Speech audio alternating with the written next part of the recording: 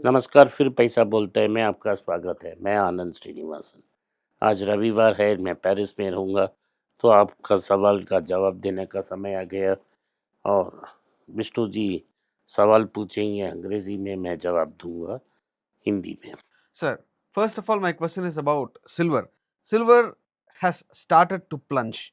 So, where will it land? मुझे पता नहीं, लेकिन मेरा ये अनुमान है, अगर बड़ा रेट कट नहीं आया, जब हम बात कर रहे हैं रेट कट आ जाएगा, 0.25 रेट कट से कुछ नहीं होगा। अगर बड़ा रेट कट नहीं आया, तो इसको Even for silver. प्लंज को स्टॉप करना बहुत मुश्किल है। तो ये गिरता रहेगा, स्लोली गिरता रहेगा, जब तक हमें न्यूज़ मिलता है कि लंदन में शॉर्ट स्क्वीज़ खत्म हो गया, तब तक ये गिरता रहेगा। तो मेरा अनुमान है 120 में कुछ स्टेबिलिटी आ सकती है, लेकिन आपको सच नहीं बताएँगे, क्योंकि ज्वेलर्स का जो सेलिंग प्राइस है, वो लगभग 20,000 ऊपर रहेगा। आज का ज़वेरी बाज़ार में सेलिंग एंड बाइंग प्राइस 143 रुपया है, 143, लेकिन चेन्नई में लोग बोल रहे हैं ये 163 है, तो अभी भी प्रॉब्लम है।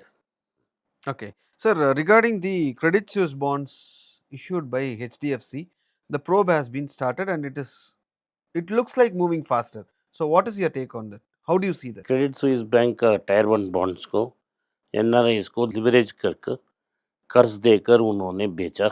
जब बॉन्ड फट हो गया, कर्ज को वसूल करने की कोशिश की। लोगों ने व्हाट्सएप चैट प्रोड्यूस किया, लोगों ने कम्युनिकेशन दिखाया। दुबई डीएफआईसी, दुबई फाइनेंशियल कमीशन ने कह दिया कि आप गलत हैं, आप और अकाउंट्स नहीं खोल सकते हैं, आप ऑपरेशन स्टैंड स्टिल में रखिए। तो इंडिया में भी रेगुलेटरी प्रोब चल रहा है, तो एचडीएफसी बैंक पे प्रेशर बिल्डअप हो गया कि वो उसको प्रोब करें और एक्सपेंड करें। इसीलिए उन्होंने 2 सीनियर ऑफिसर्स को ऑन लीव जाने के लिए कहा है। लगता है इन दोनों को रिलीव कर देंगे। Okay. Sir, Dr. Reddy's Q2 profit is out and their profit has raised by 14%. And it looks it's still in the consideration range. अभी तक ये बहुत चीप है, आप कंसिडर कर सकते हैं। मार्केट इसलिए डरता है कि उनकी डेवलपमेंट का जो बिज़नेस है, एक्सक्लूसिविटी है, वो ख़त्म हो रहा है। लेकिन कंपनी ने कहा है कि वो सेमीग्लूटाइड की प्रोडक्ट बनाएँगे, वीको कॉपी करेंगे। वो एडवांस स्टेजेस पे जा चुके हैं। इस क्वार्टर में 620 करोड़ 620 करोड़ उन्होंने आर&डी में खर्च की, तो वो डेवलपमेंट के बदले में वेट लॉस और स्टमक ड्रग को कंसंट्रेट कर रहे हैं। लगता है ये पे ऑफ हो जाएगा और फिर से ग्रोथ आएगा। So TVS Motors profit is also up by 37% and they have announced Norton motorcycle will be launched in India by April 26. So are they leveling up their game? आपको बजाज भी ने कल केटीएम का KTM, yes. केटीएम सो Bajaj KTM खरीदना दूसरा ज़ात है। बजाज ने केटीएम में रेगुलरली इन्वेस्ट की, इंडिया में मैन्युफैक्चरिंग और असेंबलिंग की, और उनकी लार्जेस्ट ओनर थे।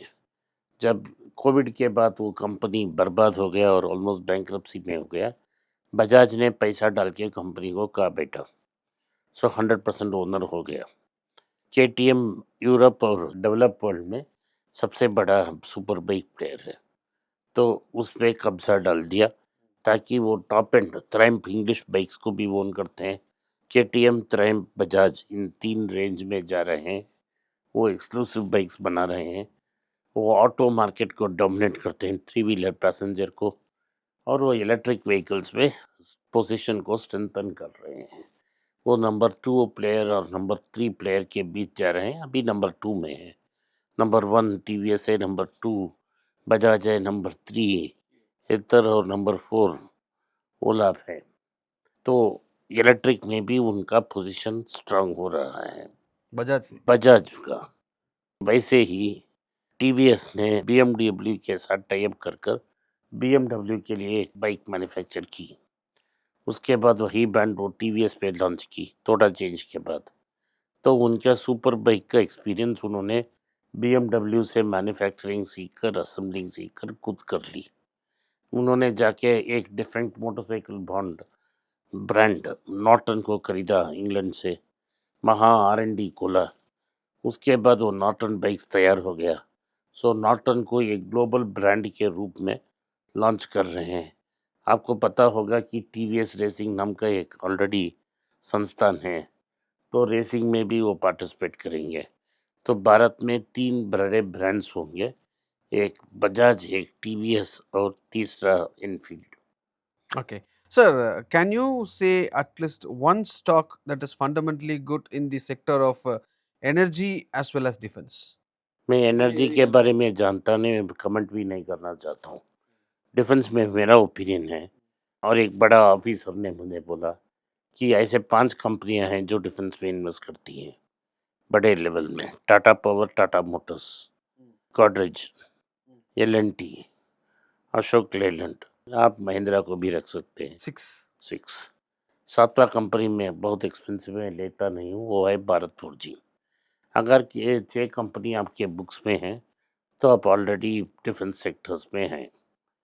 Okay. Sir, there's a question from our viewer. I bought South Indian Bank at 19 rupees. I've got around 100% more on profit. Should I consider more or to sell? I'm quite nervous that it is going high. इसमें nervous होने की बात है, खुशी की बात है। आपने 19 में ले लिया, 38 हो गया, तो आप नर्वस क्यों हो रहे हैं भाई? We get nervous when it goes down as well as it goes up. जब नीचे जाती है तब भी रोते हैं, जब ऊपर जाते हैं तब भी रोते हैं। अगर आपका इतना है तो आपने अपना सारे जो प्रॉफिट्स हैं 50% स्टॉक बेच दें, उससे बाहर निकल दें, 50% जो प्रॉफिट है उसे छोड़ दें। सो प्रॉफिट गया तो आपका कोई लॉस नहीं है, तो आप अपना फ्यूचर प्रोटेक्ट कर लेते हैं। जो पैसा आपने इन्वेस्ट किया उसको ले लिया, उसके लिए कुछ ब्याज भी डाल के ले लें, तो आप मेंटली फ्री हैं, और साउथ इंडियन बैंक को अपने आप पे छोड़ दें। Okay. There's another question from Mr. Nanda Kumar, and he is asking, what is the correct valuation of Infosys as per you, and is it in the consideration zone?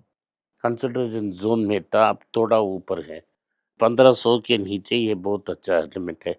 ये company order लेती है, man power से लेके उसको production करती है और फिर से बेचती है। कैश फ्लो पॉजिटिव है, अच्छी कंपनी है ओन करने के लिए। Okay, sir. And there's other question from EA Creation. They are asking, they have Tata Capital and they bought it from the IPO. They got it allotted from the IPO. They're asking, can I sell it off now and change it to ITC? ये आपका सवाल है।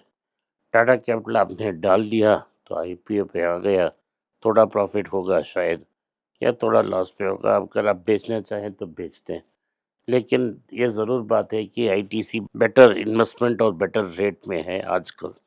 तो अगर मुझे आप choice के लिए दें कि आप आईटीसी लेंगे या टाटा कैपिटल लेंगे, तो मैं आईटीसी को ही लूँगा। So the next and final question is HP Electronics on US.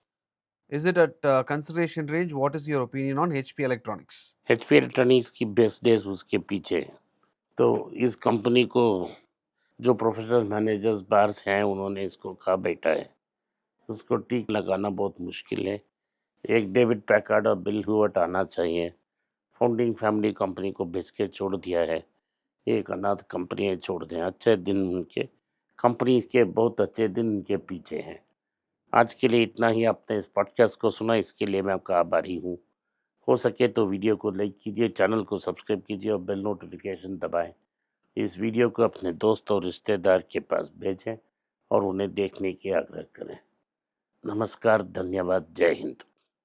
नीचे एक ईमेल स्क्रॉल हो रहा है, इसका ईमेल एड्रेस है paisa.bolta hai.np@gmail.com। अगर आप मुझसे संपर्क करना चाहते हैं तो इस ईमेल में मेल भेजें, मेरी टीम आपसे बात करेगी। फिर से बता रहा हूँ मैं, paisa.bolta hai.np@gmail.com। इसमें आप मेल भेज सकते हो, मेरा टीम आपसे संपर्क करेगा।